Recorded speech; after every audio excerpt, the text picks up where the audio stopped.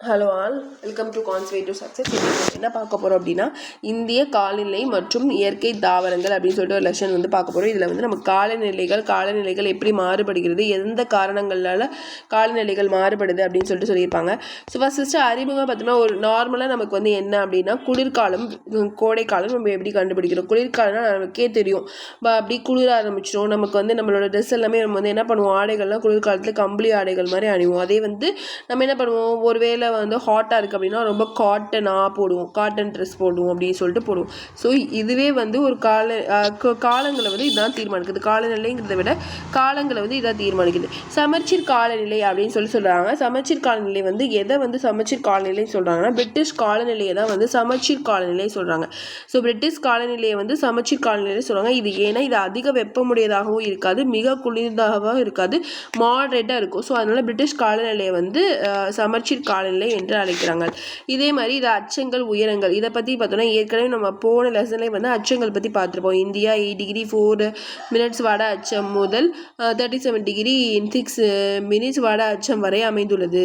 23 degree 30 வட அச்சமான கடகரேகை நாட்டை இரு சமமாக பிரிக்கிறது அப்படிங்கிறது நமக்கு ஏற்கனவே தெரியும். ஸோ கடகரேகை இருக்கிற ஏரியத்தில் வந்து நம்மளுக்கு வந்து ரொம்ப எப்படி இருக்கும் அப்படின்னா, ரொம்ப வெப்பம் வந்து ரொம்ப அதிகமாக இருக்கும். இதுவும் நமக்கு ஏற்கனவே தெரியும். ஸோ உயரத்தை பார்த்தோன்னா, புவி பரப்பிலிருந்து உயரே செல்ல செல்ல வளிமண்டலத்தில் ஒவ்வொரு 1000 மீட்டருக்கும் நமக்கு என்ன பண்ணுது அப்படின்னா 6.5 டிகிரி செல்சியஸ் வந்து கம்மியாகுது. இப்போ நம்ம நார்மலாக கீழே இருக்கோம், இங்கே வந்து 35 சென்டிமீட்டர் இருக்குது அப்படின்னா 35 டிகிரி செல்சியஸ் இருக்குன்னா, இங்கேருந்து 1000 மீட்டர் ஹைட்டுக்கு போயிட்டோம்னா ஆட்டோமேட்டிக்காக நமக்கு 6 டிகிரி செல்சியஸ் வந்து கம்மியாகுது, 6.5 டிகிரி செல்சியஸ் வந்து கம்மியாகுது. ஸோ இதை தான் இங்கே சொல்லியிருக்காங்க. ஸோ வந்து இப்போ நம்ம வந்து அதனால தான் நமக்கு வந்து எப்படின்னா, ஒவ்வொரு மலைப்பகுதியுமே குளிராக இருக்குது. இப்போ நம்ம கீழே வந்து சமவெளி பகுதியில் இருக்கும்போது நமக்கு ஹாட்டாக இருக்கும். அதே நம்ம வந்து ஒரு ஹில்ஸ் ஏரியாவுக்கு போயிட்டோம் அப்படின்னா ஆட்டோமேட்டிக்காக நமக்கு வந்து அங்கே கிளைமேட் வந்து கூலாகிற மாதிரி ஃபீல் ஆகும்.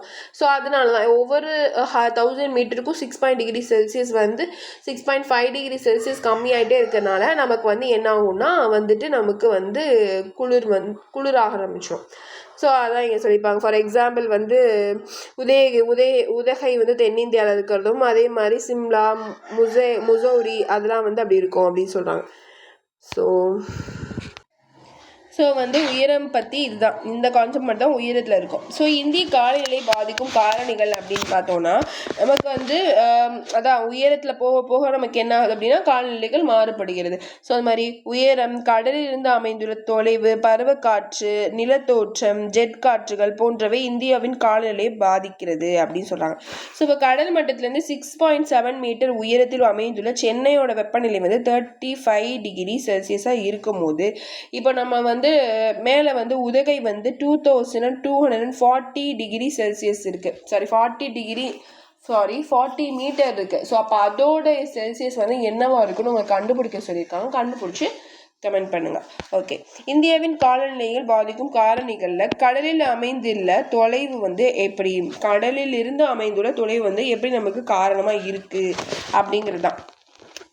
ஸோ கடல் நீளத்திலேருந்து நம்ம போய்கிட்டு இருக்கும்போது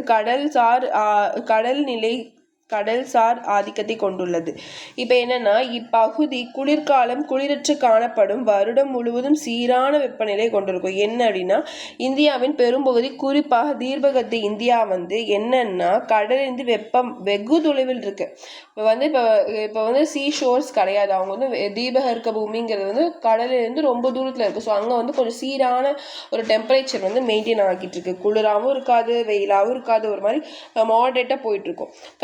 கடல்களின் ஆதிக்கமின்மை காரணமாக மத்தியம் கடலே இல்லை அப்படிங்கிறதுனால எங்கே அப்படின்னா மத்திய வட இந்தியாவில் வெப்பநிலை பருவகால மாறுபாடுகளை கொண்டுள்ளது. ஸோ வந்து இப்போ வந்து கடல் இருந்துச்சுன்னா ஓரளவுக்கு எப்படின்னு நம்ம வந்து இது பண்ணலாம். இதே வந்து வட இந்தியாவில் பொறுத்த வரைக்கும், அதுவும் மத்திய வட இந்தியாவில் வந்து கடலே இல்லை. ஸோ இப்போ கடலே இல்லை அப்படிங்கிறதுனால அங்கே வந்து என்ன ஆகுது அப்படின்னா பருவகால மாறுபாடுகள் கொண்டிருக்கு. அதே மாதிரி இங்கே கோடையில் கடும் வெப்பம் மற்றும் குளிர்காலத்தில் கடும் குளிரும் அங்கே வந்து நிலவும். சரியா? அதே கொச்சினை பொறுத்த வரைக்கும் எப்படின்னா கடற்கரை பகுதி அமைந்திருப்பதால் இதன் வருடாந்திர சராசரி வந்து எப்படி இருக்கு அப்படின்னா 30 டிகிரி செல்சியஸ். அப்போ வந்து இது ஒரு பாயிண்ட் நம்ம ஞாபகம் வச்சுக்கணும். கொச்சின்ல வருடாந்திர சராசரி டிகிரி வந்து என்ன அப்படின்னா 30 டிகிரி செல்சியஸ். வெப்பநிலை வந்து என்னன்னா 30 டிகிரி செல்சியஸ் இருக்கு. அதே வந்து வெகு தொலைவில் அமைந்துள்ள புது டெல்லி இருக்குல்ல, அது கடற்கரையே இருக்காது. ஸோ ரொம்ப தூரத்தில் இருக்குது. ஸோ இப்போ அது வந்து அதோடைய சராசரி டிகிரி வந்து என்ன அப்படின்னா 40 டிகிரி செல்சியஸ். இதுலேருந்து மேபி கொஸ்டின் ஏரியா இருக்கலாம். ஸோ வந்து அப்போனா என்னன்னா கொச்சினின் கடற்கரை பகுதியில் அமைந்திருப்பதால் அதன் வருடாந்திர சராசரி வெப்பநிலை என்ன அப்படின்னு கேட்டால் 30 டிகிரி. அதே புது டெல்லியின் வருடாந்திர சராசரி வெப்பநிலை என்னன்னா 40 டிகிரி. அவ்வளோதான் முடிஞ்சு. அதே மாதிரி இப்போ அருகில் கொல்கத்தாவில் மழைப்பொழிவு இதனால் கடற்கரைக்கு அருகில் உள்ள கொல்கத்தாவின் மழைப்பொழிவு வந்து எப்படி இருக்குது அப்படின்னா நமக்கு வந்து எப்படி இருக்குது அப்படின்னா 119 சென்டிமீட்டராகவும் உள்பகுதியில் அமைந்திருக்கும் ராஜஸ்தானில் வந்து 24 சென்டிமீட்டர் குறைவான மழைப்பொழிவை கொண்டிருக்குது. இப்போ என்னன்னா கடற்கரைக்கும் பக்கத்தில் இருக்கிற கொல்கத்தாவில் வந்து இத்தனை சென்டிமீட்டர்ஸ் இப்போ கொஞ்சம் அதிகமாக இருக்குது. மழை வந்து கொஞ்சம் அதிகமாக பெய்யுது. அதே வந்து இன்னும் கொஞ்சம் உள்பகுதிக்கு போன ராஜஸ்தான் அந்த ஊரில் வந்து என்ன ஆகுதுன்னா 24 சென்டிமீட்டர் அளவுக்கு தான் நமக்கு என்ன ஆகுது அப்படின்னா மழை வந்து பொழியுது. ஸோ வந்து மழை பொழியறதுக்கு காரணமாக கடலும் இருக்கு. ஸோ கடல் ஏரியா ஷீ ஷோஸுங்கிற அந்த கடற்கரை பகுதின்னு சொல்லலாம். அதுவும் வந்து நமக்கு வந்து என்னன்னா காலநிலைகளுக்கு ஒரு காசஸாக இருக்கு. ஸோ அப்போ அதுதான் விஷயம்.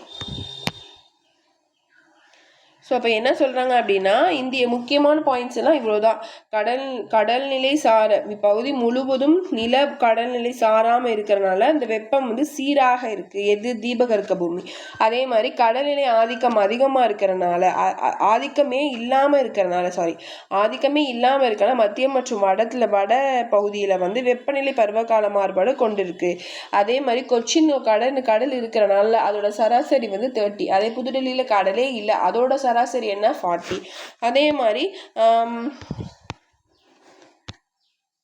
அதே மாதிரி அருகில் உள்ள கொல்கத்தாவுடைய மழைப்பொழிவு வந்து என்ன அப்படின்னா அதிகமாகும். அருகில் கொல்கத்தாக்கு அருகில் வந்து கடல் இருக்கு. ஸோ அதில் வந்து 119 சென்டிமீட்டர் வந்து ரெயின் வந்து ஃபால் ஆகுது. அதே மாதிரி இதுக்கு பின்னாடி இருக்கு லைக் கொல்கத்தால இருந்து ரொம்ப தூரம் இருக்கிற அந்த ராஜஸ்தானில் வந்து நம்மளுக்கு வந்து மழைப்பொழிவு கம்மியாக இருக்கு. 24 சென்டிமீட்டருக்கு தான், அதுக்கும் குறைவாக தான் மழை வந்து பொழியுது. ஸோ வந்து அப்போ நம்மளுக்கு காலநிலையோட காரணிகளில் வந்து முதல் விஷயம் வந்து கடல் வந்து பார்த்துட்டோம். கடலுக்கு அப்புறம் நமக்கு என்ன இருக்கும் அப்படின்னா நிலத்தோற்றம் வந்து எப்படி நமக்கு வந்து வருது. நிலத்தோற்றம்ங்கிறது வந்து காலநிலைக்கு முக்கிய கூறுகளான காலநிலைக்கு ஒரு முக்கிய கூறுகள் இருக்கும். என்னென்னலாம் பார்த்தோன்னா வெப்பநிலை பார்க்குறோம், வளிமண்டலம், அழுத்தம், காற்றின் திசை மற்றும் மழை அளவு, இதெல்லாம் வச்சு தான் நம்ம ஒரு காலநிலையை தீர்மானிக்கிறோம். ஸோ இதில் வந்து இதை வந்து தீர்மானிக்கிறதுக்கே நிலத்தோற்றம்ங்கிறது ஒரு முக்கிய பங்கை வந்து வகிக்குது. ஸோ இப்போ வந்து பார்த்தீங்கன்னு வச்சுக்கோங்களேன், பெருமளவில் இமயமலை மத்திய ஆசியாவிலிருந்து வீசும் கடும் குளிர் காட்சி. இந்த டிராயிங்கை பார்த்தா புரியும், பட் ஆனால் இது கொஞ்சம் இதாச்சு. ஸோ இப்போ வந்து என்ன சொல்லியிருக்காங்கன்னா இப்போ இமயமலைன்னு வச்சுக்கலாம். இமயமலை ஆசியாவிலேருந்து வீசும். இப்போ இது இமயமலை இங்கேருந்து ஆசியாவிலேருந்து வீசுகிற கடும் காற்றை வந்து நமக்கு வந்து என்ன பண்ணுது அப்படின்னா தடுத்து நிறுத்திடுது. கடும் குளிர் காற்றை தடுத்து நிறுத்துறனால நம்மளுக்கு இந்தியா மற்றும் வட பகுதி வந்து என்ன ஆகுது அப்படின்னா இந்திய துணைக்கண்டம் சொல்கிறாங்க. இந்திய துணைக்கண்டம்னா நம்ம ஏற்கனவே ஃபர்ஸ்ட் லெசன்லேயே பார்த்துருப்போம். இந்த பாகிஸ்தான் அது எல்லாத்துக்குமே வந்து இதெல்லாம் சேர்த்து தான் இந்திய துணைக்கண்டம். இதை வந்து கொஞ்சம் வெப்பமாக வச்சுக்கிறதுக்கு எது காரணமாக இருக்குது அப்படின்னா இமயமலை என்ன பண்ணுது அப்படின்னா குளிர்காற்றை வந்து அப்படி தடுத்து நிறுத்திடுது. ஸோ அதனால நமக்கு வந்து அந்த குளிர்காற்றை வந்து தடுத்து நிறுத்துறனால இந்த பகுதி வந்து வெப்பமாகவே இருக்கு. இது ஒரு எக்ஸாம்பிள். அதே மாதிரி இன்னொரு விஷயமும் சொல்லுவாங்க. இன்னொரு விஷயம் என்ன சொல்லுவாங்க அப்படின்னா மேற்கு தொடர்ச்சி மலையில் வந்து தென்மேற்கு பருவக்காற்று போய் வீசுது. தென்மேற்கு மலைகளின் மேற்கு சரிவு பகுதிகளில் வந்து என்னன்னா இப்போ இப்படி காற்று வருதுன்னா இதில் என்ன கான்செப்ட் சொல்லுவாங்கன்னா இப்படி காற்று அடிக்குது, நல்ல குளிர் காற்று வந்து அடிச்சுட்டே இருக்கு. ஸோ இது போய் இப்படி வந்து நம்மளுக்கு என்ன பண்ணும் அப்படின்னா அந்த மலையில் மோதி நமக்கு என்ன ஆகுதுன்னா இங்கே நல்ல ஹெவி ரெயின்ஃபால் வந்து ஆகும். ஸோ இந்த இடம்லாம் நல்ல மழை பெய்யுது. பட் இந்த பக்கம் இது வந்து மோதாதுல, காற்று எதுவுமே மோகாதுல, இது அப்படி தடுத்து நிறுத்திடல. ஸோ இந்த பக்கம் வந்து என்னென்னா லெஸ் ரெயின்ஃபால். ஸோ இது வந்து ஹெவி ரெயின்ஃபால், இது வந்து லெஸ் ரெயின்ஃபால், அவ்வளோதான். இதில் இருந்தால் கான்செப்ட் இருக்கும். அதே மாதிரி இந்த சம் எக்ஸாம்பிள்ஸ் வந்து சொல்லியிருப்பாங்க. ஓகேவா? கனமழை பெய்கிறது. மாறாக மகாராஷ்டிரா, தெலுங்கானா, ஆந்திர பிரதேஷ் மற்றும் தமிழ்நாட்டில் பெரும் பகுதியில் மேற்கு தொடர்ச்சி மலையின் மறைவு பகுதிகளாக இருக்குது. இப்போ வந்து இது வந்து மறைவு பகுதிகளாக இருக்கிறனால நமக்கு என்ன ஆகுது அப்படின்னா குறைந்த மழையை வந்து குறைந்து தான் நமக்கு கிடைக்குது. இப்பருவத்தில் மேற்கு கடற்கரை அமைந்துள்ள மங்களூர் இப்போ இது மங்களூர் வந்து ஃபார் எக்ஸாம்பிள் இது வந்து மங்களூர், இது வந்து மங்களூர், இது வந்து பெங்களூரு. ஸோ அப்போ வந்து இங்கேக்குள்ள வந்து நல்ல மழை பெய்யுது, இங்கே வந்து கம்மியாக மழை பெய்யுது. இப்போ இங்கே வந்து எத்தனை சென்டிமீட்டர்? 280, சாரி, இங்கே வந்து 280 சென்டிமீட்டர் மழை பொழியுது. இங்கே வந்து என்னென்னா வெறும் 50 சென்டிமீட்டர் மழை தான் பொழியுது. ஸோ அப்போ மழை பொழியறதுக்கு நிலத்தோற்றம்னா என்ன? மழையாக இருக்கலாம், மண்ணாக இருக்கலாம், எல்லாமே. நிலத்தோற்றம்ங்கிறதும் நம்மளுக்கு வந்து மழை பொழியறதுக்கு ஒரு நல்ல மழை பொழியறதுன்னு இல்லை, ஒரு காலநிலை தீர்மானிக்கிறதுக்கு ஒரு காரணியாக இருக்குது. சரிங்களா? ஸோ இப்போ பார்க்குறது வந்து பருவகால காற்றை பொறுத்த வரைக்கும் இதுவும் ஒரு முக்கிய காரணியாக இருக்குது. பருவகால காற்றாகும். முக்கிய காரணி வந்து என்ன? பருவகால காற்றாகும். இதில் என்ன சொல்கிறாங்கன்னா, ஏனெனில் தென்மேற்கு பருவக்காற்று தொடக்கத்தின் காரணமாக வெப்பநிலை குறைகிறது. இப்போ ஒரு தென்மேற்கு பருவக்காற்று சொல்லுவோம்ல, அந்த டைமில் மழை பெய்யும் அப்படி சொல்லுவாங்க. ஸோ வந்து தென்மேற்கு பருவக்காற்று தொடக்கத்தின் காரணமாக வெப்பநிலை வந்து குறைஞ்சு இந்தியாவில் பல பகுதியில் மிதமான முதல் கனமழை வந்து பொழியறதுக்கு அது ஹெல்ப் பண்ணுது. இது போல தென்கிழக்கு இந்தியாவின் காலநிலை வடகிழக்கு பருவக்காற்றின் ஆதிக்கத்திற்கு உட்பட்டது. இப்போ தென்மேற்கு இந்த காற்றுகளுக்கு ஆதிக்கத்தில் வந்து இது வந்து உற்பத்தி ஒன்றுமே இல்லை. இப்போ இந்த காற்று வந்து அதிகமாக வீசும்போது ஆட்டோமேட்டிக்காக நமக்கு என்ன பண்ணும் அப்படின்னா, ஃபார் எக்ஸாம்பிள் வந்து இப்போ வந்து இங்கே வந்து ரொம்ப ஹாட்டாக இருக்குது, பக்கத்தில் வந்து தென்மேற்கு அந்த டைமில் வந்து அங்கே வந்து ரொம்ப கூலாக இருக்குது அப்படின்னா அங்கே உள்ள ஹியூமிடிட்டி எல்லாமே எடுத்துகிட்டு வந்து அப்படியே இங்கே வந்து காற்று வரும். ஸோ அதனால் காற்று வந்து ரொம்ப சில்லாக வரும். ஸோ அப்போ நமக்கு என்ன பண்ணோம் அப்படின்னா வெப்பநிலை வந்து குறைய ஆரம்பிக்கும். ஸோ அதே தான் காற்றும் வந்து நமக்கு என்ன பண்ணுது? பருவ காற்றுங்கிறது வந்து நம்மளோட காலநிலையை தீர்மானிக்குது. தென்மேற்கு பருவ காற்று தொடங்குறது காரணமான நமக்கு வந்து என்ன ஆகும் அப்படின்னா நமக்கு வந்து வெப்பநிலை வந்து குறைய ஆரம்பிக்கும். ஸோ அதுதான் இங்கே சொல்லியிருக்காங்க. வானிலை என்பது ஒரு குறிப்பிட்ட இடத்தில் உள்ள வளிமண்டலத்தில் தன்மையை குறிப்பிடுது. இப்போ என்னன்னா, இப்போ வானிலை இங்கேருந்து என்ன வானிலை இருக்குது? கிளைமேட் சொல்லுவோம்ல, வெதர் சொல்லுவாங்க, வெதர். ஸோ இப்போ வந்து இங்கேருந்து என்ன நிலைமையில இருக்கு அப்படின்னா கொஞ்சம் வெயிலும் அடிக்காம மழையும் பெய்யாமல் கொஞ்சம் மாடரேட்டாக இருக்குது. ஸோ வெயிலும் அடிக்கல, நல்லா அடிக்கலை, ஒரு ரொம்ப சுடுன்னு வெயிலும் போட காணாம், அது மாதிரி மழையும் வந்து பொழிய காணாம். ஸோ வந்து அப்படி ஒரு மாதிரி மேகமூட்டமாக அப்படியே கொஞ்சம் மந்தாரமாக இருக்குதுன்னு சொல்லுவாங்க. ஸோ அந்த மாதிரி இருக்குது. ஸோ இது வந்து வானிலை. காலநிலை அப்படின்னா ஒரு 30-35 வருஷம் வரைக்கும் நம்மளுடைய சரௌண்டிங்கில் வந்து என்ன மாதிரி காலம் வந்து இருக்குது, ஸோ எந்த நேரத்தில் மழை பெய்யுது, எந்த மாதிரி எப்போ வந்து மழை பெய்யுது, எப்போ வந்து வெயில் அடிக்குது, இது எல்லாத்தையுமே கணக்கு பண்ணி நம்மளோட காலநிலையை நம்ம தீர்மானிக்கிறோம். அதுதான் வந்து காலநிலை அப்படின்னு சொல்கிறாங்க. ஸோ இதான் விஷயம். ஸோ நெக்ஸ்ட் நம்ம பார்க்கறது வந்து மான்சூன். ஸோ தட் மீன்ஸ் பருவக்காற்று பார்க்குறோம். ஸோ பருவக்காற்று அப்படிங்கிறது வந்து மான்சூன் என்ற சொல் மௌசியம் என்ற அரபு சொல்லிலிருந்து வரப்பட்டது அப்படின்னு சொல்கிறாங்க. அரபு word we will derive that Greek word, Latin word அப்படின்னு சொல்லுவோம்ல. ஸோ அது மாதிரி இது வந்து அரபிக் வேர்ட்லேருந்து டிரைவ் பண்ணியிருக்காங்க. இந்த வேர்ட் மௌசியம் அப்படிங்கிறது வந்து மன்சூன் நம்ம வந்து இது பண்ணியிருக்கோம். ஸோ இதோட மீனிங் என்ன அப்படின்னா இது வந்து பருவ காலம் அப்படின்னு சொல்லிட்டு தான் இதோட மீனிங். ஆக்சுவலாக வந்து ஒரு 100 ஆண்டுகளுக்கு முன்னரே அரபு மாலுமிகள் வந்து இந்த இந்திய கடற்கரை பகுதியில், அதுவும் குறிப்பாக அரபிக்கடல் பக்கத்தில் வந்து வீசுகிற காற்று குறிப்பிடுறதுக்காக தான் வந்து இதை வந்து நம்மளை இந்த வேர்டை யூஸ் பண்ணியிருக்காங்க மௌசியம் சொல்லிட்டு. ஸோ அதுதான் வந்து சொல்கிறோம். இக்காற்று கோடை காலத்தில் வந்து பருவ காற்றுங்கிறது வந்து கோடை காலத்தில் வந்து தென்மேற்கு திசையிலேருந்து வடகிழக்கு நோக்கியும், இப்போ இது வந்து வடக்கு நார்த், இது வந்து சவுத். ஸோ தென்மேற்குலேருந்து வடகிழக்கு நோக்கியும், அதே மாதிரி நமக்கு வந்து அடுத்து வந்து என்னதுன்னா குளிர்காலத்துலேருந்து வடகிழக்குலேருந்து தென்மேற்கு பகுதியை நோக்கியும் வந்து ட்ராவல் ஆகும். ஸோ இதோட எக்ஸாம்பிள் வந்து என்னென்னா, ஸோ இங்கே பாருங்கள், இங்கே வந்து என்ன போட்டிருக்காங்க, இந்தியாவின் தென்மேற்கு பருவக்காற்று அதே மாதிரி வடகிழக்கு பருவக்காற்று ரெண்டுமே நம்மளுக்கு கொடுத்துருக்காங்க. ஸோ தென்மேற்கு பருவக்காற்று அப்படிங்கிறது வந்து நமக்கு எப்படி போகுது பாருங்கள். ஸோ தென்மேற்குலேருந்து அப்படியே வந்து இப்படி போகுது. ஸோ இப்படியும் இப்படியும் கிழக்குலேருந்து மீன்ஸ் கிழக்கு சவுத்துலேருந்து வடக்கு, தெற்குலேருந்து வடக்கு நோக்கி போகுது, சவுத்துலேருந்து நார்த்தை நோக்கி போகுது. ஸோ இதுதான் வந்து தென்மேற்கு பருவக்காற்று அப்படின்னு சொல்கிறாங்க. அதே வந்து நார்த்லேருந்து சவுத்தை நோக்கியும் தட் மீன்ஸ் இப்படி போய் இப்படி வருது, இப்படி போய் இப்படி வருது. ஸோ இது வந்து என்ன அப்படின்னா இதுதான் வந்து வடகிழக்கு பருவக்காற்று, இதுதான் சொல்லியிருக்காங்க. இப்போ தென்மேற்கு பருவக்காற்று அப்படிங்கும் போது தெற்குலேருந்து மேற்கு நோக்கி போகுது சரியா. தெற்குலேருந்து மேற்கு நோக்கி தென்மேற்கு பருவக்காற்று அப்படின்னா தென்னிலேருந்து இப்படி போகுது பாரு, இப்படி போய் இப்படி போகும், இப்படி போய் இப்படி போகும், இப்படி போய் இப்படி போகும். ஸோ இதுதான் வந்து தென்மேற்கு பருவக்காற்று. வடகிழக்கு பருவக்காற்றுனா வடக்குலேருந்து கிழக்கு நோக்கி பாஞ்சு இப்படி வரும். ஸோ இது வந்து நமக்கு 7 ஷேப்பில் இருக்கு பாருங்க.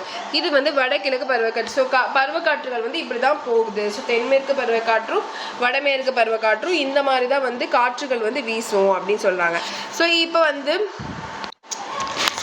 ஸோ வந்து கோடை காலத்தில் வந்து தென்மேற்கு திசையிலேருந்து வடகிழக்கு நோக்கியும் போகுது. அதே மாதிரி குளிர்காலத்தில் வந்து வடகிழக்குலேருந்து தென்மேற்கு திசையை நோக்கி போகுது. ஸோ இதுதான் தென்மேற்கு பருவக்காற்று, வடகிழக்கு பருவக்காற்றுங்கிறத பற்றி நம்ம பார்த்துருக்கோம். ஸோ இதுதான் விஷயம். ஸோ இது வந்து பார்த்துட்டோம்ல. இப்போ நெக்ஸ்ட் வந்து பருவக்காற்றின் தோற்றம் குறித்தும் வானிலை வல்லுநர்கள் பல கருத்துக்களை சொல்லியிருக்காங்க. ஸோ இதில் வந்து பெருசாக வந்து கடகரேகை இதெல்லாம் நம்மளுக்கு பெருசாக இல்லை. இடை அயன குவிப்பு மண்டலம் அப்படின்னு சொல்லிட்டு ITCZ. ஸோ இது ஃபுல் வெர்ஷன் பார்த்து வச்சுக்கோங்க. அதே மாதிரி பருவத்தில் வளி அழுத்தம் மற்றும் காற்று வளிமண்டலங்களில் தெற்கு நோக்கி நகர்வதன் மூலம் வடகிழக்கு பருவக்காற்று உருவாகின்றது. இவ்வாறு பருவங்களுக்கு ஏற்றவாறு தங்களது திசைகளை மாற்றிக்கொண்டு வீசும் கோள் காற்றுகளை பருவக்காற்று என்று கூறுகிறோம். பருவங்களுக்கு ஏற்ற மாதிரி காற்று வீசுறதுனால பருவக்காற்றுன்னு கூறுறோம் அப்படின்னு சொல்கிறாங்க. ஸோ இதே மாதிரி பருவ காலங்களை வந்து எப்படி பிரிக்கிறோம் அப்படின்னா வானிலை நிபுணர்கள் இந்திய காலநிலையை 4 பருவங்களாக பிரிச்சிருக்காங்க. ஒன்று வந்து குளிர்காலம், கோடைக்காலம், தென்மேற்கு பருவக்காற்று அல்லது மழைக்காலம், வடகிழக்கு பருவகாலம், அக்டோபர் முதல் டிசம்பர் வரை. ஸோ இது என்னென்ன டைமிங், இது வந்து மேபி இது வந்து 1 மார்க் வரலாம் நமக்கு. ஸோ கொஸ்டின் கேட்கலாம். ஸோ இது வந்து ஒரு கொஸ்டின் ஏரியாவாக இருக்கலாம். குளிர்காலம் வந்து எப்போலேருந்து எப்போ வரைக்கும் அப்படின்னு பார்த்தீங்கன்னா ஜனவரி முதல் பிப்ரவரி வரை. அதே மாதிரி கோடைக்காலம் மார்ச் முதல் மே வரை. அது மாதிரி தென்மேற்கு பருவகாலம் வந்து நமக்கு என்ன ஜூன் முதல் செப்டம்பர் வரை. மழைக்காலம் ஜூன் முதல் செப்டம்பர் வரை. வடகிழக்கு பருவகாலம் வந்து அக்டோபர் முதல் டிசம்பர் வரை. ஸோ இந்த விஷயத்த நல்லா படித்து வச்சுக்கோங்க. இது மேபி நமக்கு ரொம்ப இம்பார்ட்டண்ட்டாக இருக்கலாம். ஸோ இது வந்து மேபி ஒரு கொஸ்டின் கூட வரலாம். ஸோ அதனால படித்து வச்சுக்கலாம். ஸோ நெக்ஸ்ட் வந்து குளிர்காலம். இக்காலத்தில் சூரியன் செங்குத்து கதிர்களை இந்தியாவிற்கு வெகு தொலைவில் உள்ள மகர ரேகையின் மீது செங்குத்தாக விழுகிறது. அதனால் நமக்கு வந்து ரேஸ் வந்து இப்படி வந்து டைரெக்டாக நம்ம மேலே விழுகிறது கிடையாது. ரொம்ப தூரத்தில், இந்தியாவுக்கும் ரொம்ப தூரத்தில் தான் இந்த செங்குத்து கதிர் வந்து விழுகிறனால நமக்கு வந்து சாய்வலாக தான் கதிர்கள் வந்து நம்ம இந்தியா மேலே படுது. ஸோ அதனால தான் நமக்கு குளிர்காலத்தில் இந்தியாவின் வெப்பநிலை வந்து குறைந்து காணப்படுகிறது. காரணமாக குறைந்த வெப்பத்திற்கு காரணமாக இருக்கிற காரணம் என்னன்னா செங்குத்து கதிர்கள் நமக்கு வர்றது கிடையாது. நமக்கு எப்படி வருது அப்படின்னா சாய்வான சூரிய கதிர்கள் தான் வருது. அதனால தான் நமக்கு வந்து குறைந்த வெப்பநிலையை நம்ம வந்து பார்க்குறோம் சரியா. ஸோ நெக்ஸ்ட் வந்து நம்ம என்ன பார்க்குறோம் அப்படின்னா தெளிவான வானம், சிறந்த வானிலை, மென்மையான வடக்கு காற்றுகள், குறைந்த ஈரப்பதம் மற்றும் மிகுந்த தினசரி பகல் நேர வெப்ப வேறுபாடுகள். இப்போ என்னென்னா இதெல்லாம் வந்து நமக்கு என்னென்னா பருவத்தின் பண்புகள். எந்த பருவத்தின் பண்புகள் குளிர்காலத்தோட பண்புகளாக இருக்குது. வடமேற்கிலிருந்து மீன்ஸ் இப்பருவத்தில் வட இந்தியாவில் உயர் அழுத்தம் உருவாகி காற்று வந்து என்ன ஆகுது அப்படின்னா வடமேற்கிலிருந்து சிந்து கங்கை பள்ளத்தாக்கு வழியாக வீசுகிறது. தென்னிந்தியாவின் காற்றின் திசையானது கிழக்கிலிருந்து மேற்காக வந்து இருக்குது. ஸோ இப்போ தென்னிந்தியாவில் குளிர்காலத்தின் காற்றின் திசை வந்து எந்த பக்கத்துலேருந்து எந்த பக்கம் வீசுது அப்படின்னு ஒரு கொஸ்டின் வந்தால் கிழக்கிலிருந்து மேற்காக உள்ளது அப்படின்னு நம்ம சொன்னோம். நெக்ஸ்ட் வந்து மேற்கு இமயமலை, தமிழ்நாடு, கேரளா ஆகிய பகுதிகளில் இப்பருவத்தின் மழை பெய்கிறது. இப்பருவத்தில் மழை வந்து பெய்யுது அப்படின்னு சொல்கிறாங்க. எந்த பருவத்தில்? குளிர்காலத்தில் மழை வந்து பொழியுது. ஓகேவா. இப்பருவத்தில் மத்திய தரைக்கடல் பகுதியில் உருவாகும் மேற்கிந்திய இடையூறு தாழ்வளத்தங்கள் வட இந்தியாவில் மழையை தருகிறது. அது மாதிரி வட இந்தியாவில் மழைகள் தருகிறது. இக்காற்றை இந்தியாவிற்கு கொண்டு வர ஜெட் காற்றோட்டம் முக்கிய பங்கு வகிக்குது. ஜெட் காற்றோட்டம் என்னங்கிறத நம்ம பின்னாடி பார்க்கலாம். அது முக்கிய பங்கு வகிக்கின்றன. அதே மாதிரி இக்காற்றானது பஞ்சாப், ஹரியானா, இமாச்சல் பிரதேஷ் மழை பொழிவையும் ஜம்மு அண்ட் காஷ்மீர் மலைப்பகுதியில் பனிப்பொழிவையும் தருகிறது. இதுதான் இமாச்சல் பிரதேசில் மழை பொழியவும் அதான் தருது. அதே மாதிரி ஜம்மு அண்ட் காஷ்மீரில் பனிமழை பொழியறதுக்கும் இதுதான் கொடுக்குது. இம்மழை குளிர்கால கோதுமை பயிர்களுக்கும் மிகவும் பயனளிக்கிறது. ஸோ அப்போ குளிர்காலத்தில் கோதுமை பயிரிடுறதுக்கும் இந்த மழை இப்போ பெய்யுதுல இந்த மழை பொழிவு அதுதான் நமக்கு என்ன பண்ணுதுன்னா ரொம்ப யூஸ்ஃபுல்லாக இருக்குது. ஸோ இது வரைக்கும் நம்ம பருவக்காற்று வரைக்கும் பார்த்துருக்கோம். நெக்ஸ்ட் நம்ம பார்க்க போகிறது கோடைக்காலம். ஸோ கோடைக்காலம் அப்படிங்கிறது என்னென்னா, கோடை காலத்தை பொறுத்த வரைக்கும் இப்போ குளிர்காலத்தை பொறுத்த வரைக்கும் சூரியன் செங்குத்தாக வராது, நேராக வராது. பட் ஆனால் சாய்வாலாக வரனால நமக்கு குளிர்காலமாக இருக்கும். லைக் வெப்பம் கம்மியாக இருக்கும். ஸோ அதனால் குளிர்காலமாக இருக்குது. இதே கோடை காலம் பொறுத்த வரைக்கும் சூரியன் கதிர் நமக்கு என்ன பண்ணணும்னா செங்குத்தாக வரும், ஸ்ட்ரைட்டாகவே நமக்கே அப்படியே ஃபுல்லாக விழுகும். ஸோ அதனால் நமக்கு என்ன ஆகும் அப்படின்னா ரொம்ப ஹாட்டாக ஃபீல் பண்ணுவோம். ஸோ இப்பருவத்தில் இந்தியா முழுவதும் வெப்பம் ரொம்ப அதிகமாக இருக்கும். தினசரி சராசரியாக 30 டிகிரிலேருந்து 35 டிகிரி வரைக்குமே இருக்கும். அதிகபட்சமாக 40 டிகிரி செல்சியஸ் நமக்கு இருக்கும். வளிமண்டலம் அழுத்த நிலையின் வேறுபாட்டில் அரபிக்கடல் மற்றும் வங்கக்கடல் பகுதியில் காற்றானது தென்மேற்கில் இருந்து வடகிழக்கு நோக்கி வீசுகிறது. இது ஏற்கனவே பார்த்தோம். அதான் கோடை காலத்தில் ஒரு விதமான காற்று இருக்கும், அதே மாதிரி குளிர்காலத்தில் ஒரு விதமாக இருக்கும். ஸோ நம்ம ஏற்கனவே பார்த்தது தான். ஸோ அதே தான் இங்கே கொடுத்துருக்காங்க. கோடை காலத்தை பற்றி தென்மேற்கிலிருந்து வடகிழக்கை நோக்கி வீசுகிறது. இக்காற்று மே மாதத்தில் மேற்கு கடற்கரை பகுதியில் முன் பருவகால மழையை தொடங்கியது. என்ன செய்யுதுன்னா அப்படின்னு இந்த காற்று தென்மேற்கு பருவக்காற்று என்ன பண்ணுது அப்படின்னா கோடை காலத்தில் மழை பொழிவு முன்கூட்டியே கொஞ்சம் மழை வர ஆரம்பிச்சிடும். லேசாக இடி மின்னலோட நமக்கு மழை வரனால அதுக்கு பேர் மாஞ்சாரல் அப்படின்னு சொல்கிறாங்க. ஸோ அது பேர் மேங்கோ ஷவர் அப்படின்னு சொல்கிறாங்க. ஸோ அதனால தான் நமக்கு என்ன பண்ணுதுன்னா மாங்காய்களோட உற்பத்தி விரைவாக கிடைக்கிறதுக்கான வழிவகுக்குது. ஏப்ரல் மற்றும் மே மாதங்களில் வடக்கு திசையிலிருந்து வீசும் தலக்காற்று நார்வேஸ்டாஸ் அல்லது கால் பைசாகி என்று அழைக்கப்படுகிறது. சரியா? இக்காற்று கிழக்கே மற்றும் வடக்கில் பகுதியான பீகார், மேற்கு வங்காளம் மற்றும் அசாம் மாநிலத்தில் இடியுடன் கூடிய சிறிது மழை பெய்யறதுக்கான வாய்ப்பையும் தருது. தென்மேற்கு பருவக்காற்று காலம் மழைக்காலம். இந்திய காலநிலை முக்கிய அம்சமாக தென்மேற்கு பருவக்காற்று விளங்குகிறது. இது ஃபர்ஸ்ட் ஜூன் மாதம் வாரத்தில் ஃபர்ஸ்ட்லேயே ஸ்டார்ட் ஆகிட்டு ஜூலை 15க்கு மேலே எல்லா இடத்துலையுமே பரவ ஆரம்பித்தோம். ஆஃப்டர் தட் நம்ம ஏற்கனவே பார்த்த தென்மேற்கு பருவக்காற்றுடைய அந்த ஃபோட்டோ அண்ட் தென் வடகிழக்கு பருவக்காற்றோட ஃபோட்டோ தான். அண்ட் உலகிலேயே காலநிலை நிகழ்வதன் எல் நினோ அப்படின்னு சொல்கிறாங்க. எல் நினோ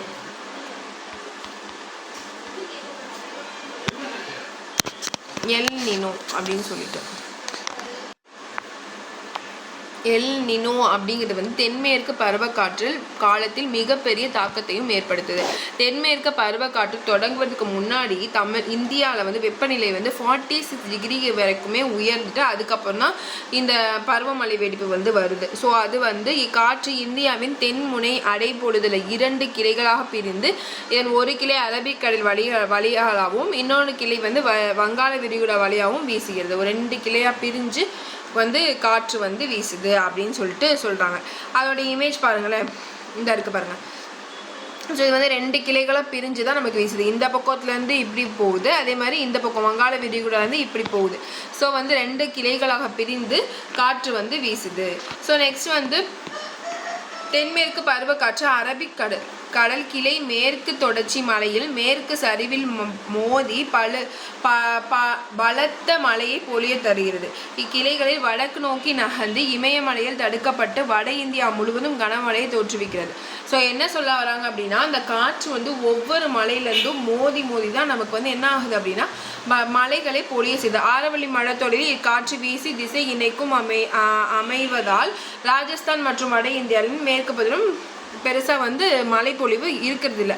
அதை ஏற்கனவே சொன்ன மாதிரி தான் மழை இருக்குது, ஒரு மலை வந்து இப்படி நமக்கு வந்து இருக்குது அப்படின்னா இந்த மலைக்கு மேலே போய் மோதி அந்த இடத்துல மட்டும்தான் நிறையா ரெயின்ஃபால் ஆகுமே தவிர்த்து அந்த காற்று வந்து இப்படி போயினா இங்கெல்லாம் வந்து மழை வந்து பொழியாது. ஸோ இதுதான் இங்கே வந்து சொல்கிறாங்க. அதனால ராஜஸ்தான் மற்றும் வட இந்தியாவில் பெரிய லெவலில் வந்து மழைப்பொழிவு தரதில்லை. ஸோ வங்காள விரிகுடா கிளை வடகிழக்கு இந்தியா மற்றும் மியான்மரை நோக்கி வீசுகிறது. இது காசி, கரோ, ஜெயந்தியா குன்றங்களால் தடுக்கப்பட்டு மேகாலயாவில் உள்ள மௌசிராமில் மிக கனமழை தருகிறது. இதே தான் இந்த சின்ன சின்ன குன்றுகள்லாம் மோதி லைக் நமக்கு வந்து எங்கே வந்து ரொம்ப அளவுக்கு அதிகமாக நமக்கு வந்து எங்கே கிடைக்குது அப்படின்னு பார்த்தீங்கன்னா மௌசிராம் அப்படிங்கிற ஒரு பிளேஸில் தான் வந்து நமக்கு வந்து மிக கனமழை தருகிறது. இப்போ இந்தியாவிலேயே ரொம்ப அதிகமான மழை வந்து எங்கே பொழியுது அப்படின்னா மௌசின் ராமில் தான் ரொம்ப பொழியுது. அப்புறம் வந்து இந்தியாவின் ஒட்டுமொத்த மழைப்பொழிவில் 75% இப்போ 100% மழை பொழியுதுன்னா இப்போ 75% மழைப்பொழிவு வந்து எங்கே வந்து பொழியுது அப்படின்னு பார்த்தீங்கன்னா மொத்தமாகவே இந்த தென்மேற்கு பருவக்காற்றுலேயே நமக்கு வந்து மழை வந்து பெஞ்சிருது. ஸோ அப்புறமா வடகிழக்கு பருவக்காற்று காலம் பற்றி பார்க்கலாம்.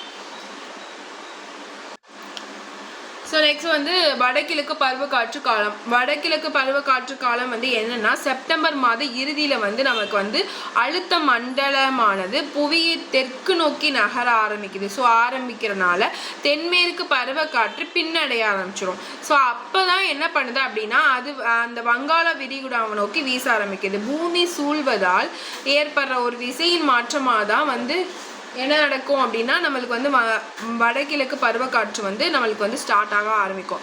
இப்பருவகாலம் இந்தியாவின் துணை கண்ட பகுதியில் வடகீழை காற்று தொகுதி தோன்றுவதற்கு காரணமாக உள்ளது. ஸோ இப்பருவக்காற்று மூலம் கேரளா, ஆந்திரா, தமிழ்நாடு மற்றும் தென் கர்நாடகாவின் உட்பகுதி நல்ல மழைப்பொழிவு வந்து பெறுது. ஸோ இப்பகுதி மொத்த மழைப்பொழிவு சுமார் 35. ஏற்கனவே நம்ம பார்த்துருக்கோம் தென்மேற்கு பருவக்காற்று அந்த காலத்தில் வந்து நமக்கு என்ன பண்ணுன்னா மொத்த மழைப்பொழிவிலும் 75% வந்து மழைப்பொழிவை நம்ம வந்து அந்த டைம்லேயே பெற்றோம். அப்போ இங்கே வந்து என்ன ஆகும் அப்படின்னா 35% 35% வந்து நமக்கு என்ன ஆகுது அப்படின்னா நமக்கு வந்து இந்த காலகட்டத்தில் கிடைக்குது. அப்புறம் வங்கக்கடலில் உருவாகும் புயல் காரணத்தினால தமிழ்நாடு பல பகுதியிலும் ஆந்திரா மற்றும் கர்நாடகாவில் சில பகுதியிலும் மழை நல்லா பெறுது. அண்ட் தென் கடற்கரை பிரதேசங்களில் கனமழையுடன் கூடிய பலத்த மழை, காற்று, பெரும் பொருள் சேதம், உயிர் சேதம் எல்லாமே இந்த காலகட்டத்தில் நடக்குது. அதே மாதிரி இந்தியாவில் நாடு முழுவதும் பகல் நேரத்தில் உள்ள வெப்பநிலை வந்து வீழ்ச்சி அடையுது. ஸோ கொஞ்சம் குளிப்பாக இருக்கும்னு நினைக்கிறேன். ஸோ அதுதான். ஸோ வந்து இந்த டைமில் தான் நமக்கு என்ன ஆகும், செப்டம்பர் மாதத்துக்கு அப்போ தானே புயல் உருவாயிருக்குன்னு சொல்லுவாங்கள்ல. ஸோ அப்போ தான் அந்த வடகிழக்கு பருவகாலம் வந்து ஸ்டார்ட் ஆகுது. ஸோ இதுதான் விஷயம். நம்மளுக்கு தென்மேற்கு பருவக்காற்று புரிஞ்சிடுச்சு, வடகிழக்கு பருவகாலம் முடிஞ்சிச்சு. இப்போ நம்ம வந்து நெக்ஸ்ட் டாபிக் வந்து மலை பரவல் அப்படின்னு சொல்லிட்டு பார்க்க போகிறோம். இதில் முக்கியமாக ஒரு பாயிண்ட் இருக்குது. உலகில் மிக அதிக அளவு மழை பொழியும் இடம் வந்து மௌசின்ராம் மேகாலயா நம்ம பார்த்துருவோம். அது எத்தனை சென்டிமீட்டர்னா 1141 நல்லா நம்ம வச்சுக்கணும். 1141 இது வந்து கொஸ்டின் எக்ஸ்பெக்ட் பண்ணலாம். ஸோ நெக்ஸ்ட் வந்து மலைப்பரவல். ஆக்சுவலாக இதில் ஒன்றுமே சொல்லலை. மழைப்பொழிவு அப்படிங்கிறது சராசரியாக நம்ம இந்தியா ஆண்டு சராசரி மழையளவு வந்து 118 சென்டிமீட்டராக இருந்தாலும் கூட நமக்கு என்ன பண்ண மாட்டேங்குதுன்னா சீராக இல்லை. ஒரு இடத்துல ஒரு மாதிரியும் ஒரு இடத்துல ரொம்ப கம்மியாகவும் பெய்யுது. பாருங்கள், இப்போ மேற்கு கடற்கரை, அசாம், மேகாலயா, தென்பகுதி, திரிபுரா, நாகாலாந்து, அருணாச்சல பிரதேஷ் போன்ற பகுதியில் வந்து 200 சென்டிமீட்டருக்கு அதிகமாக போகுது. அதே ராஜஸ்தான் மாநிலம், பஞ்சாப், அதுக்கப்புறம் ஹரியானா, உத்தரப்பிரதேஷ் மாநிலம் அந்த மாதிரி இடத்துலலாம் வந்து 100க்கும் கம்மியாக, ஒரு சில இடத்துல 100 பெய்யுது, ஒரு சில இடத்துல 100க்கும் ரொம்ப கம்மியாக பெய்யுது. அதனால வந்து நமக்கு வந்து சராசரியாக ஒரு மழை பொழிவுங்கிறது சீரற்று காணப்படுகிறது. இதான் விஷயம். சீராக இல்லை. ஒரு மழைப்பொழிவுங்கிற ஒரு இடத்துல அதிகமாக பெஞ்சு நாசமாக போயிடுது, ஒரு இடத்துல தண்ணி தேவைப்படுற இடத்துல தண்ணியே கிடைக்க மாட்டேங்குது, மழையே பெய்யவே மாட்டேங்குது. அதனால மழைப்பொழிவுங்கிறது நமக்கு ரொம்ப சீராக இல்லை. அதான் விஷயம். ஸோ நெக்ஸ்ட் வந்து இயற்கை தாவரங்கள். இயற்கை தாவரங்கள் பொறுத்த வரைக்கும் இயற்கை தாவரம் என்பது நேரடியாகவோ மறைமுகமாகவோ மனித உதவி இல்லாமல், இப்போ நம்ம வீட்டில் நம்ம தோட்டம் வச்சுருக்கோம்னா நம்ம தண்ணி ஊற்றணும், நம்ம உரம் போடணும், அப்போனா தான் அது வளரும். பட் ஆனால் மனித உதவி இல்லாமல் இயற்கையாக வளர்கிற தாவரத்தை தான் நம்ம இயற்கை தாவரம் அப்படின்னு சொல்கிறோம். இது வந்து என்ன பண்ணும் அப்படின்னா, என்ன சூழ்நிலைனால வரும்னா, இயல்பாகவே நீண்ட காலம் மனிதர்கள் தலையிடாமல் இருக்கிற அந்த மாதிரி பகுதியில் வந்து புதர்கள், செடிகள், கொடிகள் போன்ற அனைத்து தாவர உயிரினங்களும் இயற்கையாகவே வளரும். அதுதான் இயற்கை தாவரம் என்கிறோம். ஃபார் எக்ஸாம்பிள், ஒரு இடத்துல வந்து நம்ம எந்த ஒரு விஷயமே நம்ம பண்ணவே இல்லை, நம்ம பேரை சுத்தம் பண்ணல, நம்ம தண்ணி ஊற்றலை, எதுவுமே பண்ணாமல் அப்படியே போட்டுன்னா ஏதாவது ஒரு செடி எப்படியோ முளைச்சிரும். அது என்னன்னு தெரியாது நமக்கு. ஸோ அங்கே வந்து நமக்கு வந்து எப்படி அது முளைக்கும் அப்படின்னு நம்ம போய் ஆராய்ச்சி பண்ணிட்டு இருந்தோம். அது இயற்கையாகவே அது வந்து நடக்கிற ப்ராசஸ். ஸோ அதுதான் நம்ம இயற்கை தாவரம் அப்படின்னு சொல்கிறோம். காலநிலை, மண் வகைகள், மழை பொழிவு மற்றும் நிலத்தோற்றம் ஆகியவை இயற்கை தாவரங்கள் பரவல் மற்றும் வளர்ச்சியை கட்டுப்படுத்துகின்றன. அதுதான் வந்து இயற்கை தாவரங்களை வந்து என்ன பண்ண, அதோட காரணங்கள் என்னென்னா மண் வகைகள், மழை எப்படி பெய்யுது, அது மாதிரி எப்படிப்பட்ட காலம் இருக்குது, என்ன மாதிரி மண் இருக்குது, என்ன மாதிரி நிலம் இருக்குது, அதை வச்சு நம்ம என்ன பண்ண முடியும், என்ன இயற்கை தாவரங்கள் அதை பொறுத்து ஒவ்வொரு தாவரமும் அங்கே வந்து வளரும். இந்த காரணிகளை வச்சு நம்ம எப்படி பிரிக்கிறோம் அப்படின்னா, ஒரு சில இயற்கை தாவரங்களை நம்ம இந்தியாவோட இயற்கை தாவரங்களை பிரிக்கிறோம். எப்படி பிரிக்கிறோம் அப்படின்னு பார்த்தீங்கன்னா, ஸோ ஃபஸ்ட்டு வந்து அயன மண்டல பசுமை மாறா காடுகள் அப்படின்னு சொல்லிட்டு பிரிக்கிறோம்.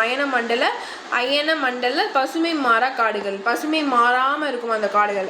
ஸோ ஆண்டு மழைப்பொழிவு 200 சென்டிமீட்டருக்கும் மேலும், ஆண்டு வெப்பநிலை 22 சென்டிமீட்டருக்கு அதிகமாகவும், சராசரி ஆண்டோட ஈரப்பதம் வந்து 70% மேலும் உள்ள பகுதிகளில் இவ்வகை காடுகள் காணப்படுகின்றன. மேற்கு தொடர்ச்சி மலை, கர்நாடகா, மகாராஷ்டிரா, அந்தமான் நிக்கோபார் தீவுகள், கேரளா, அஸ்ஸாம், மேற்கு வங்காளம், நாகாலாந்து, திரிபுரா, மிசோரம், மணிப்பூர் மற்றும் மேகாலயா ஆகிய பகுதிகளில் இவ்வகையான காடுகள். என்ன மாதிரி காடுகள்? பசுமை மாறாமல் இருக்கும், அப்போ அப்படி பச்சை பச்சைன்னு இருக்கும். அந்த மாதிரி காடுகள் வந்து இந்த மாதிரி ஏரியாவில் இருக்குது. ஸோ இந்த மாதிரி எல்லாமே அந்த இதுலேருந்து கொஸ்டின் கேட்க முடியாதுல்ல, நிறையா இருக்குது. கர்நாடகா, மகாராஷ்டிரா, அந்தமான் நிக்கோபார் தீவுகள், இதை வந்து மனப்பாடம் பண்ணணும். பட் என்ன மாதிரி கான்செப்ட் இருக்கணும் அப்படின்னா, 200 சென்டிமீட்டருக்கு மேலே மழை பொழியணும், 22 சென்டிமீட்டருக்கு மேலே வெயிலும் இருக்கணும், அதே மாதிரி ஈரப்பதம் மட்டும் 70% இருந்தால் அந்த மாதிரி ஏரியாவில், மேற்கு தொடர்ச்சி மலைகள் அந்த மாதிரி ஏரியாவில் வந்து என்ன இருக்கும் அப்படின்னா பசுமை மாறா காடுகள் இருக்கும்.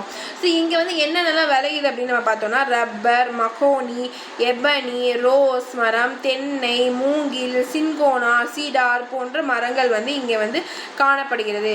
போக்குவரத்து வசதி இல்லாத காரணத்தினால நம்ம வந்து பெருசாக வியாபாரத்துக்கு நம்மளால எடுத்துகிட்டு வர முடியாதது அப்படி இருக்கும். எங்கெங்கே என்னென்னமோ இருக்கும்.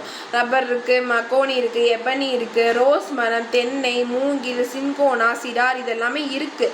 பட் ஆனால் அது எதையும் எடுத்துகிட்டு வந்து நம்ம வியாபார பர்பஸ், பிஸ்னஸ் ரீதியாக நம்ம வந்து எதுவுமே என்ன பண்ண முடியல அப்படின்னா நம்மளால் கொண்டு வர முடியலை. ஸோ அப்போ வந்து நம்மளுக்கு இதுலேருந்து என்ன கொஸ்டின் கேட்டால் எப்படி கேட்கலாம் அப்படின்னா, பசுமை மாறா காடுகளுக்கான அம்சங்கள் என்ன அப்படின்னு கேட்டால், ஆண்டு மழைப்பொழிவு வந்து 200 சென்டிமீட்டருக்குள்ளே இருக்கணும். அண்ட் தென் வந்து வெயில் வந்து 22 சென்டிமீட்டருக்கு மேலே இருக்கணும். அதுக்கப்புறம் வந்து 70 சென்டிமீட்டருக்கு மேலே ஈரப்பதம் இருக்கணும். ஸோ இந்த மாதிரி இதெல்லாம் எங்கே இருக்குது? ஃபார் எக்ஸாம்பிள் அப்படின்னு பார்த்தா மேற்கு தொடர்ச்சி மலை, அதில் வந்து மேற்கு தொடர்ச்சி மலைன்னு சொல்லலாம்ல, அது வந்து கேட்கலாம். அதுக்கப்புறம் இந்த கர்நாடகா, மகாராஷ்டிரா, அந்தமான் நிக்கோபார் அந்த மாதிரி நிறைய ஊர் இருக்குது. என்னென்னலாம் கிடைக்குதுன்னா, ரப்பர், மகோனி, எபனி, ரோஸ் மரம், தென்னை, மூங்கில், சின்கோனா, சிடார் அப்படின்னு சொல்கிறாங்க. சின்கோனா, சிடார் அப்படிங்கிற மரங்கள்லாம் இங்கே காணப்படுகிறது. பிறகு நம்ம பார்க்க வேண்டியது அயன மண்டல இலையுதிர் காடுகள். இப்போ நம்ம பார்த்தது பசுமை மாறா காடுகள். இப்போ பார்க்க போகிறது இலையுதிர் காடுகள். ஓகே, அதே மாதிரி இவ்வகை காடுகள் வந்து சராசரியாக வந்து மழைப்பொழிவு, ஏற்கனவே பார்த்தது சராசரியாக மழைப்பொழிவு வந்து நமக்கு எப்படி இருக்கும்னா 200 சென்டிமீட்டர் இருக்கணும். இங்கே வந்து என்ன சொல்கிறாங்கன்னா 100லிருந்து 200 சென்டிமீட்டர் அளவு இருந்தால் போதும். ஓகே, அதே மாதிரி பருவகால காடுகள் அப்படின்னு சொல்கிறாங்க. பருவகால காடுகள் என்றும் அழைக்கப்படுகிறது. இப்பகுதியில் வெப்பநிலை 27 டிகிரி செல்சியஸ் ஆகவும் ஈரப்பதம் 60 முதல் 70% உள்ளது. இக்காடுகளின் உள்ள மரங்கள் வசந்த காலத்திலும் கோடை காலத்திலும் முற்பகுதி வறட்சியான காலத்திலும் இலைகள் வந்து உதிர்ந்து காணப்படுகிறது. இது வந்து நமக்கு எங்கே இருக்கும் அப்படின்னா, ஏற்கனவே நம்ம படித்தது வந்து மேற்கு தொடர்ச்சி மலைன்னு பார்த்தோமா, இதை வந்து இமயமலை பக்கம் உள்ள பகுதிகள்னு சொல்கிறாங்க. ஸோ இப்போ இமயமலை நம்ம கான்செப்ட் பார்த்துக்கலாம். இதில் என்னென்ன மாதிரி இதெல்லாம் விளையுது அப்படின்னு பார்த்தோன்னா, அது வந்து என்னென்னா சந்தன மரம், ரோஸ் மரம், குசம், மாகு, பலாங், ஆம்லா, மூங்கில், சிசம் மற்றும் படாக் ஆகியவனை பொருளாதாரத்தில் முக்கியம் வாய்ந்த மரங்கள் ஆகும். இதெல்லாம் வந்து எங்கே இருக்குன்னா இலையுதிர் அயன மண்டல இலையுதிர் காடுகளில் இந்த மாதிரி விஷயங்கள்லாம் நம்ம கிடைக்குது. என்னென்ன அப்படின்னா சந்தன மரம், ரோஸ் மரம், குசம், மாகு, பலாங், ஆம்லா, மூங்கில், சிசம் மற்றும் படாக் ஆகிய பொருளாதார முக்கியத்துவம் வாய்ந்த மரங்கள். சரியா? அதே மாதிரி இக்காடல் நறுமணம் திரவியங்களும் வார்னிஷ், சந்தன எண்ணெய் மற்றும் வாசனை திரவியங்களையும் அளிக்கின்றன. ஸோ விஷயம்தான் இது என்ன சொல்லுது, அதில் வந்து என்ன 200 சென்டிமீட்டர், இதில் வந்து 100 சென்டிமீட்டர்லேருந்து 200 சென்டிமீட்டர். அது மாதிரி வெப்பம் வந்து 27 டிகிரி செல்சியஸ். அதே மாதிரி ஈரப்பதம் வந்து 60 முதல் 70 வரைக்கும் இருக்கணும். இதில் என்னென்ன விளையுதுன்னு பார்த்தீங்கன்னா சந்தன மரம், ரோஸ் மரம், குசம், மாகு, பலாங், ஆம்லா, மூங்கில், சிசம் மற்றும் படாக் ஆகிய பொருளாதார முக்கியம் வாய்ந்த மரங்கள் அப்படின்னு சொல்கிறாங்க. அடுத்து வந்து அயன மண்டல வறண்ட காடுகள். அயன மண்டல வறண்ட காடுகளை பற்றி பார்க்க போகிறோம். ஸோ ஆண்டு மழைப்பொழிவு வந்து 50 சென்டிமீட்டர் முதல் 100 சென்டிமீட்டர் வரைக்கும் இதில் இருக்கணும். அயன மண்டல வறண்ட பகுதி, வறண்ட காடு எப்படின்னா வந்து ரொம்ப வந்து பசுமை காடாகவும் இருக்காது, இலையுதிர் காடாகவும் இருக்காது. இது வந்து ஒரு மாதிரி மாட்ரேட்டாக இருக்கும், இடைநிலை வகையான காடாக இருக்குது அப்படின்னு சொல்லிட்டு சொல்கிறாங்க. ஸோ இதான் நமக்கு வந்து கொடுத்துருக்காங்க நம்மளுடைய புக்லேயே வந்து இயற்கை தாவரங்கள் அப்படின்னு சொல்லிட்டு 1 2 3 4 5 டைப்ஸ் ஆஃப் ஃபாரஸ்ட் இருக்குது. 5 டைப் ஆஃப் ஃபாரஸ்ட் எங்கெங்கே இருக்குது இந்தியா மேப்பில் அப்படின்னு சொல்லிட்டு கொடுத்துருக்காங்க. இது வந்து 50 சென்டிமீட்டர் முதல் 100 சென்டிமீட்டர் வரையிலான இருக்கணும். அயன மண்டல வறண்ட காடுகள் ஒரு இடைநிலை வகை காடாகவும் இருக்குது அப்படின்னு சொல்லியிருக்காங்க. மேப்பையும் பார்த்தாச்சு. கிழக்கு ராஜஸ்தான்,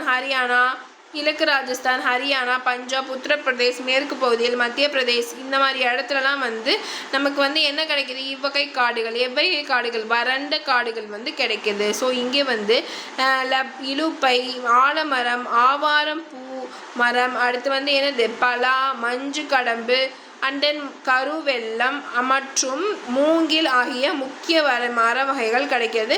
பாலைவனம் மற்றும் அரை பாலைவன தாவரங்கள், முட்புதர் காடுகளும் இங்கே வந்து இருக்குது. இவை ஆண்டு சராசரி மழை பொழிவு வந்து 50 சென்டிமீட்டர் குறைவாகவும் அதிக வெப்பம் மற்றும் குறைவான ஈரப்பதமும் கொண்ட பகுதிகளாக காணப்படுகிறது. இவ்வகை காடுகள் வந்து என்ன ஆகும் அப்படின்னா நமக்கு வந்து மேற்கு இந்திய பகுதியில், மேற்கு ராஜஸ்தான், தென்மேற்கு ஹரியானா, வட குஜராத் மற்றும் தென்மேற்கு பஞ்சாப் ஆகிய பகுதிகளிலும், தற்கால பீடபூமியில் கர்நாடகா, மகாராஷ்டிரா மற்றும் ஆந்திர பிரதேச வறண்ட பூமி பகுதிகளிலும் காணப்படுகிறது. ஸோ வறண்ட காடுகளில் என்னெல்லாம் காணப்படுகிறது, என்னென்ன மாதிரி மர வகைகள் வந்து காணப்படுகிறது அப்படின்னு பார்த்தோம்னா இலுப்பை, ஆலமரம், ஆவாரம் பூ மரம், பலா, மஞ்சு கடம்பு, கருவேலம் மற்றும் மூங்கில் ஆகிய மர வகைகள் வந்து கிடைக்கிறது. அதே மாதிரி இந்த பக்கமும் அதே தான் சொல்லியிருக்காங்க பாருங்கள். கருவேலம், பேபுல் அப்படின்னு சொல்கிறாங்க. சீமை கருவேலம் மரம், அதே மாதிரி ஈச்ச மரம் போன்ற மரங்கள் வந்து இக்காடுகளில் வளர்கிறது அப்படின்னு சொல்கிறாங்க. அதே மாதிரி இந்த பக்கம் பார்த்தீங்கன்னா பாலைவனம் மற்றும் அரை பாலைவன தாவரங்கள், முட்புதர் காடுகளும் வந்து கிடைக்கிது. அதே மாதிரி இங்கே 50 சென்டிமீட்டருக்கும் குறைவான மழையும், அதே மாதிரி அதிக வெப்பம் மற்றும் குறைவான ஈரப்பதமும் இருக்கு அப்படின்னு சொல்லிட்டு சொல்கிறாங்க. ஸோ இவ்வளோதான் வறண்ட காடுகள் வந்து என்னென்ன அப்படிங்கிறது நம்ம பார்த்தாச்சு. நெக்ஸ்ட் வந்து நம்ம என்ன பார்க்கணும்னா அல்பைன் இமயமலை காடுகள் அப்படின்னு சொல்கிறாங்க. அல்பைன் இமயமலை காடு. ஸோ நெக்ஸ்ட் வந்து அல்பைன் இமயமலை காடுகளை வந்து உயரத்தை வச்சு நம்ம வந்து இக்காடை வந்து வகைப்படுத்தி பார்க்குறோம். ஃபஸ்ட்டு வந்து வடகிழக்கு இந்திய மாநிலங்களில் உள்ள கிழக்கு இமயமலை சரிவில் வந்து 1200 2400 மீட்டர் உயரத்தில் உள்ள பகுதியில் என்னென்னலாம் இருக்குன்னா சால், ஓக், லார்ஸ், அடுத்து வந்து லாரஸ், அமூரா, சிஸ்னைட், சினமன் போன்ற மரங்கள் வளருது. அதே மாதிரி 2400 முதல் 3600 மீட்டர் உயரங்களுக்கு வந்து ஓக், ஃப்ரிட்ஜ், சில்வர், பெர்பைன், ஸ்ப்ரூஸ், ஜூனிப்பர் போன்ற மரங்கள் வந்து காணப்படுகிறது. அதே மாதிரி ஜம்மு அண்ட் காஷ்மீர், இமாச்சல பிரதேசக்குள்ள உள்பகுதியில் வந்து என்னென்னா மழைப்பொழிவு வந்து மிதமான பொழிவு தான் இருக்குது. ஸோ 900 மீட்டர் உயரம் உள்ள பகுதிகளில் வந்து பாலைவன தாவரங்கள் வந்து கிடைக்குது. பாலைவன தாவரங்களும் சிறு மரங்கள் போன்றவை, சிறு புதர் செடிகள் இதெல்லாமே இருக்குது. 900லேருந்து 1800 மீட்டரில் வந்து சீரி எனப்படும் மர வகை வந்து அதிகமாக காணப்படுது. அதே 1800 முதல் 3000 வரைக்கும் என்ன இருக்குது அப்படின்னா ஊசி இலை காடுகள் பரவி உள்ளன அப்படின்னு சொல்கிறாங்க. ஸோ இப்போ வந்து ஆக மொத்தம் நம்மளுக்கு வந்து அல்பைன் இமயமலை காடுகளில் வந்து நம்ம ஒவ்வொரு மீட்டருக்கும் ஏற்ற மாதிரி ஒவ்வொரு விஷயங்கள் வந்து அங்கே இருக்குது அப்படிங்கிறத பார்த்துருக்கோம். அண்ட் தென் அல்பைன் காடுகள் இப்போ நம்ம பார்த்ததுமே அல்பைன் தானே சொல்கிறோம். ஆனால் அல்பைன் இமயமலை காடுகள் இப்போ வந்து வெறும் அல்பைன் காடுகள். சுமார் 2400 மீட்டருக்கு மேல் உள்ள இமயமலை உயரமான பகுதியில் இவ்வகை காடுகள் காணப்படுகிறது. இவ்வகை காடுகள் ஊசி இலை மரங்கள் கொண்டுள்ளன. ஓக், சில்வர், பிர், பைன் மற்றும் ஜுனிப்பர் மரங்கள் இக்காடின் முக்கிய மர வகைகளும். கிழக்கு இமயமலை பகுதியில் இவ்வகை காடுகள் பரந்த அளவில் உள்ளன. ஏற்கனவே நம்ம பார்த்தது தான்.